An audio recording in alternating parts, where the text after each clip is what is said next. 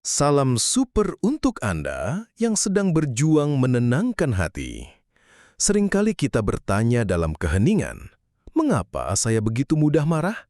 Mengapa hal-hal kecil bisa menyulut emosi saya begitu dahsyat?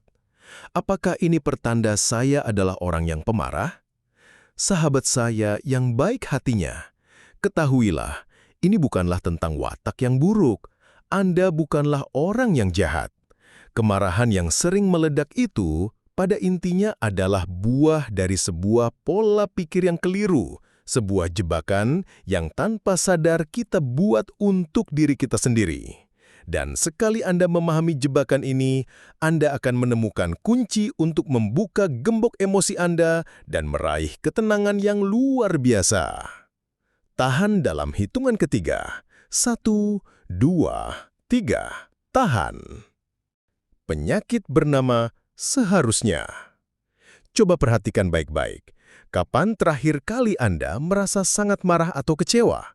Apakah karena situasi itu sendiri atau karena situasi itu tidak berjalan seperti yang Anda inginkan? Inilah sumber masalahnya. Satu kata sederhana yang berkuasa. Seharusnya. Kita ini seperti sutradara hebat yang menulis naskah sempurna untuk kehidupan. Dalam naskah kita, dia seharusnya mengerti perasaanku tanpa harus kujelaskan. Mereka seharusnya memberitahuku lebih awal. Pekerjaan ini seharusnya berjalan sesuai dengan rencanaku. Temanku seharusnya menepati janjinya. Lihat, kita punya aturan-aturan tak tertulis tentang bagaimana dunia dan orang di dalamnya harus berperilaku. Namun sahabat saya, kehidupan bukanlah aktor yang selalu patuh pada naskah kita. Dunia tidak pernah menandatangani kontrak untuk mengikuti aturan seharusnya yang kita ciptakan. Kemarahan Anda yang sesungguhnya bukanlah karena kenyataan itu sendiri. Anda marah karena skenario seharusnya yang ada di kepala Anda tidak terwujud. Dalam ilmu psikologi, ini disebut distorsi kognitif. Anda tidak sedang marah pada kenyataan. Anda sedang marah pada ekspektasi Anda sendiri yang dilanggar. Semakin erat Anda memegang kata seharusnya, semakin mudah emosi Anda dikendalikan oleh orang lain dan keadaan.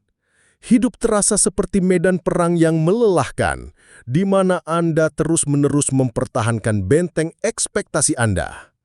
Ini menguras energi dan menciptakan lingkaran setan. Marah, lepas kendali, lalu merasa bersalah. Anda pikir Anda punya watak pemarah, padahal Anda hanya terlalu terikat pada ekspektasi. Anda pikir Anda sedang logis, padahal Anda sedang menekan orang lain secara emosional. Anda pikir Anda berjuang untuk keadilan, padahal Anda hanya menghindari tugas untuk menerima kenyataan. Bagaimana cara membebaskan diri? Super sekali. Ini jalannya. Kunci kebebasan emosional bukanlah dengan memaksa dunia tunduk pada seharusnya Anda, melainkan dengan melatih hati untuk lebih luas dan pikiran untuk lebih bijaksana. Setiap kali Anda merasakan panas amarah mulai naik, berhenti sejenak dan tanyakan pada diri Anda sendiri dengan lembut. Dari mana datangnya seharusnya ini? Apakah ini murni ekspektasiku saja? Atau apakah orang ini atau situasi ini benar-benar berhutang sesuatu kepadaku?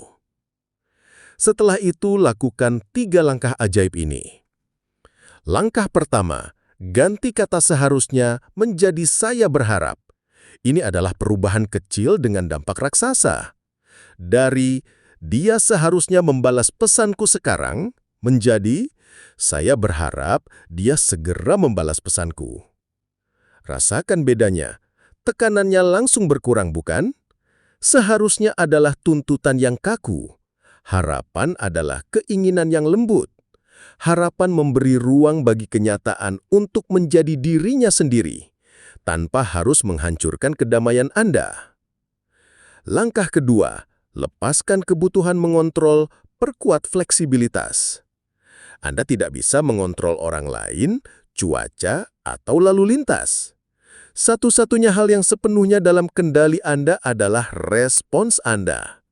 Kekuatan sejati bukanlah mengontrol dunia, tetapi menguasai respon diri Anda terhadap dunia. Jadilah seperti air yang luas mengalir mengikuti wadahnya, bukan seperti batu yang kaku dan mudah retak. Langkah ketiga, fokus pada fakta, bukan ekspektasi. Arahkan energi Anda pada apa yang bisa Anda lakukan, bukan pada apa yang orang lain seharusnya lakukan. Daripada berharap orang lain menyukai Anda, tanyakan, apakah yang saya lakukan hari ini pantas untuk disukai? Daripada berharap sebuah proyek berjalan mulus, tanyakan, apakah saya sudah siap jika ada tantangan tak terduga? Maka ingatlah sahabat saya yang baik hatinya, memiliki temperamen yang baik bukan berarti tidak pernah marah. Ia berarti tidak membiarkan pola pikir seharusnya menjadi tuan atas emosi Anda. Semakin cepat Anda melepaskan kebiasaan ini, semakin bebas emosi Anda, semakin ringan hubungan Anda dengan sesama, dan semakin membahagiakan hidup Anda.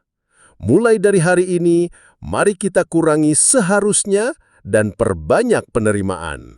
Izinkan dunia menjadi tidak sempurna, dan izinkan diri Anda menjadi lebih lembut dan bijaksana. Anda mampu, Anda kuat, dan Anda berhak atas kedamaian hati. Salam super.